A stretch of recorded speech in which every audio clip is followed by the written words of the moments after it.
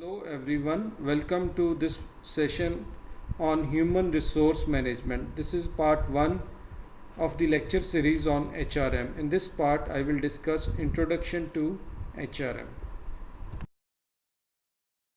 Human resource management. As we know that human resource describes the people who make up the workforce of an organization, and human resources are the wealth of the organization that assist organization in achieving of goals, so their management is very important. So HRM is defined as the process of bringing the organization and people together in order to meet each other's goals. We can say that the goals of employees and the organization should be aligned in one direction. So, like all other natural resources, human resources are needed to be tapped, trained, and utilized properly in order to achieve our objectives. So, HRM also aims at recruitment, selection, development, and maintaining competent workforce for efficient goal achievement. The management of human resources is required at all levels, irrespective of the department or its type.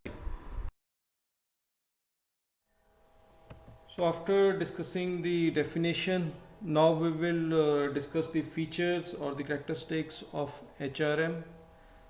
So when you study any type of topic or a new subject, firstly you should know its definition, then its features, objectives, importance, benefits, and demerits. The study of these 5 or 6 components of a topic will enable to understand the topic properly, and you can answer any type of question related to this particular topic. So the first feature is it's a people and individual oriented process. So HRM, as the name suggests, it is all about the people. HRM also encourage the individual employees to give their best for the company. The companies also groom the individual employees for the growth and next levels. Then third one is it's an action oriented process. The HRM deals with solving of problem of employees through their policies and procedures. So it's an action oriented process rather than a record keeping or a documented process. The third one is universal process. HRM is essential for every company, irrespective of its working or its size. Even a family requires a management of the human resources. Means even in a family, the management of the family members is important. So we can compare the family with the company. Then the fourth one is it is a development oriented process. The employees development and the employees are trained and their development is carried to keep them motivated. The motivated employees are asset to the company, and the company's growth depends upon the level of motivation of its employees. The next one is the HRM is challenging in nature, as HRM involves people. So the dynamic nature of people make HRM a challenging process. The sentiments and the emotions of the employees or the people are very hard to manage.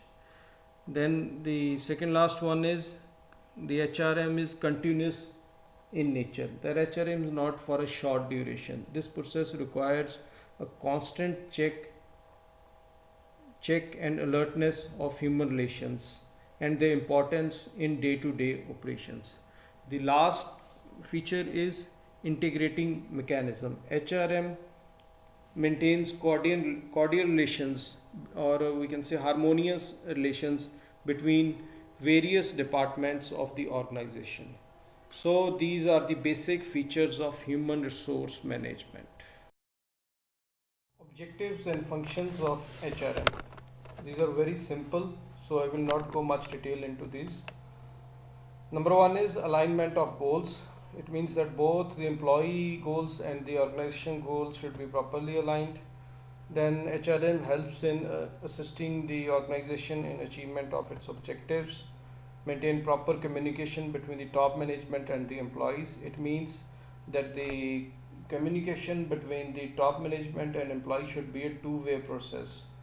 That the decisions of top management should reach the employees, and the employee issues and grievances should be properly communicated back to the top management. Then HRM also enables efficient or proper use of workforce, or we can say proper utilization of workforce. It provides trained and motivated employees to the organization. The HRM also help the organization to improve employee satisfaction through their proper salary and compensated packages, improvement of working environment. Then comes the HRM has a main responsibility, that is to be ethically responsible in its operations, particularly during recruitment, selection, and even during performance appraisals. It means that HRM should always be unbiased during its operations. So, human resource management should work for cordial industrial relations. It means the relations between the employees and the employers should be properly maintained for industrial peace. Benefits of human resource management to the organization, to employees, and to the society. First, we will discuss what are its benefits to the organization.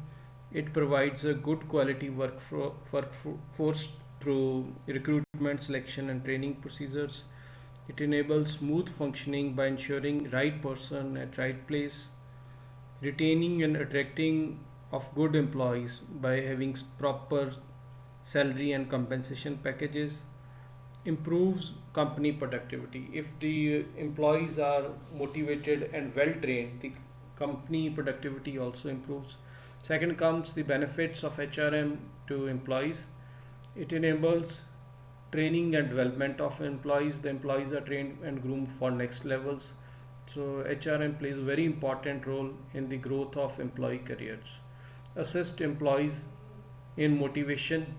So various motivational, that is, we can say financial and non-financial types of techniques are employed to motivate employees. And the last one is, it is the responsibility of the human resource management to provide a good working atmosphere for the employees, which leads to employee satisfaction. Then last is benefits of HRM to the society. It provides employment. It enables proper utilization of resources. If the organization hires good and well trained employees, the quality of goods and services also improve. Then there is a reduction in cost and wastages. And the last and the most important contribution to the society is that the HRM helps in contributing towards the economic growth of the country. This was all in the first introductory session related to human resource management. So these are the following topics which will be covered in my coming sessions on human resource management. Thank you.